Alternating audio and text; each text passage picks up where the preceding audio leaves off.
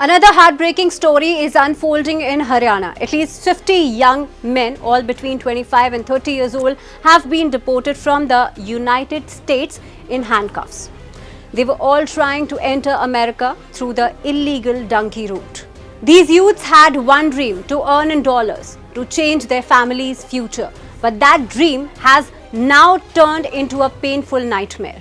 One of them is Naresh Kumar from Kaithal. He says he sold his land, his only source of income, and paid 57 lakh rupees to an agent who promised him a safe journey to America.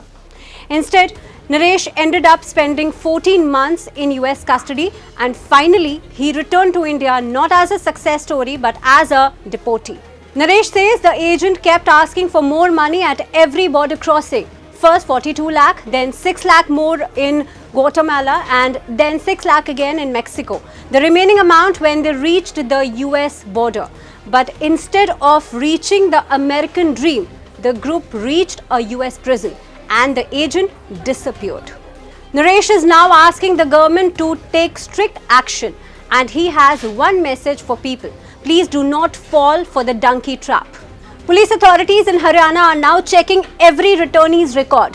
Kaithal's Superintendent of Police Upasana says all deported youths have been handed over to their families, but one person among them has a criminal background. In Jeend District 2, 3 young men have been deported after trying to reach the US illegally.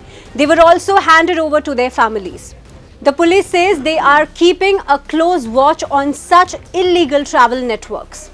Jeend SP Kuldeep Singh has issued a clear warning. He said the donkey route is a serious crime and it also damages the reputation of our society. He reminded parents that such journeys do not bring happiness. They bring only danger, exploitation, and in some cases, death. The police are urging people, if you want to go abroad, do it legally. Do not trust agents who sell dreams and deliver disaster. These youths left home with hope. They came back with fear and huge debt. Their families are broken financially. Some are struggling mentally also. All of them are asking the same question: why did they risk everything?